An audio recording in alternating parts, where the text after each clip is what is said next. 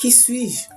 C'est la question invisible qui brûle dans l'esprit de votre adolescent chaque jour.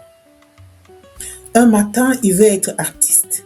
Le lendemain, il ne jure que par les jeux vidéo. Et le surlendemain, il change de style vestimentaire. Pour vous, c'est déstabilisant. Vous avez peur qu'il se perde, qu'il fasse les mauvais choix ou qu'il oublie les valeurs que vous lui avez transmises. Mais et si cet tâtonnement était nécessaire? Aujourd'hui, je vais vous montrer comment accompagner la construction identitaire de votre enfant ado sans l'étouffer pour qu'il devienne l'adulte solide qu'il doit être. Je suis la coach Jacqueline Happy et nous allons parler de la naissance d'une âme. Les neurosciences. L'élagage synaptique et l'exploration. Pourquoi sont-ils si changeants? Le cerveau de l'ado vit ce qu'on appelle l'élagage synaptique.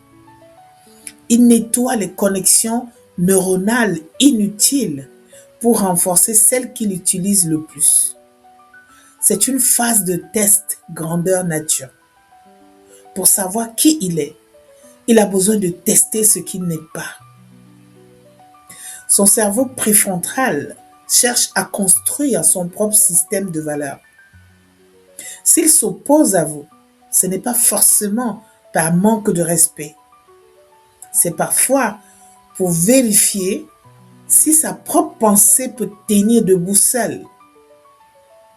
Plus vous essayez de lui imposer une identité rigide, plus il risque soit de se rebeller violemment, soit de s'éteindre pour vous plaire.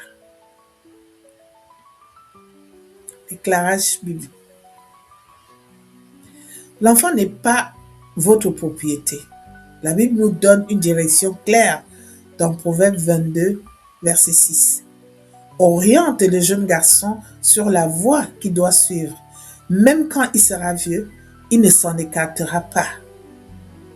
Notez bien, il est dit sur la voie qu'il doit suivre, sa voie propre, son appel, et non sur votre voie. Votre rôle est d'être un jardinier, pas un sculpteur. Le sculpteur veut donner à la pierre la forme qu'il a décidée. Le jardinier, lui, prépare la terre pour que la graine devienne ce qu'elle est déjà potentiellement. Restaurer l'identité de votre ado, c'est lui rappeler qu'il est une créature merveilleuse, avec ses propres talents, même s'il diffère des vôtres. La pratique. La posture du miroir positif. Comment l'aider sans l'étouffer? 1. Valider l'effort, pas seulement le résultat. S'il s'essaye à une nouvelle passion, ne dites pas « tu vas encore abandonner dans 2 mois ». Dites ceci: j'aime voir l'énergie que tu mets à découvrir de nouvelles choses. 2. Poser des questions d'identité. Au lieu de juger ses goûts, demandez-lui: qu'est-ce que tu ressens quand tu fais ça? Ou qu'est-ce qui est important pour toi dans ce groupe d'amis? Vous l'aidez à muscler sa propre réflexion. 3. Soyez le gardien des valeurs, pas des goûts. Laissez-lui la liberté sur ses cheveux ou sa musique, mais soyez ferme sur les valeurs de cœur, honnêteté, respect, travail. On peut être un adolescent aux cheveux bleus et avoir un cœur d'or. 4. Rappelez-lui son origine. Dans les moments de doute, rappelez-lui ses forces passées. Je sais que tu te sens perdu, mais je me souviens de ta persévérance quand tu avais 10 ans. Cette force est toujours en toi. En conclusion, Accompagner un ado, c'est accepter qu'il devienne quelqu'un que vous n'avez pas prévu.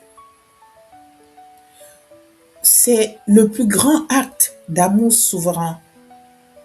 Laisser l'autre être soi-même, tout en restant son port d'attache. Voulez-vous aider votre adolescent à révéler son potentiel caché? Inscrivez-vous à mon programme Identité forte en cliquant sur le lien dans la description. Ensemble, nous allons identifier les talents de votre enfant et apaiser vos peurs de parents. Votre enfant est une pépite. Aidons-le à briller. C'était la coach Jacqueline Happy. Cultivez le diamant. Restez souveraine. Si cette vidéo vous parle, abonnez-vous, likez et partagez à d'autres parents. À très vite.